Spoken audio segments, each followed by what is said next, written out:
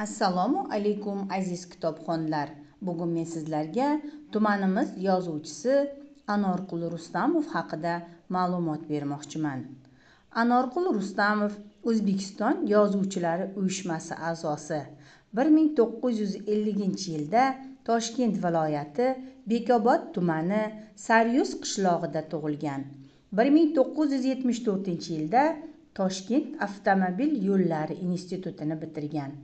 Mehnat faoliyatini 1974-yilda Bekobod shahridagi 3-avtokorxonada muhandis-konstruktorlikdan boshlab 1977-80 yillarda Bekobod tumani yo'l xo'jaligi boshqarmasida bo'lim boshlig'i, 1980-87 yillarda Bekobod shahridagi 16-avtokorxonada avtojamlanma boshlig'i, 1987-92 yillarda Bekobod tumani qishloq xo'jaligi bilim yurtida ishlab chiqarish katta ustasi vazifalarida ishlagan. 1992 yilda birinchilardan bo'lib chorvachilikka ixtisoslangan Tong fermer xo'jaligini tashkil etib, hozirga qadar qishloq xo'jaligi va chorvachilik mahsulotlarini yetishtirish bilan shug'ullanib keladi.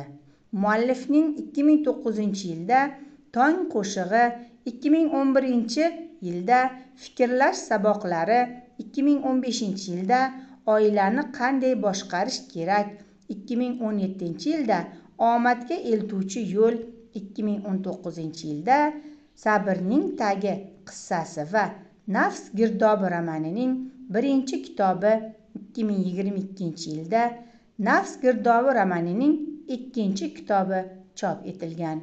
Aziz kitobxonlar, sizlar Anorqul Rustamovning hayoti va ijodiga yanada qiziqsangiz, bizning axborot kutubxona markaziga kelinglar.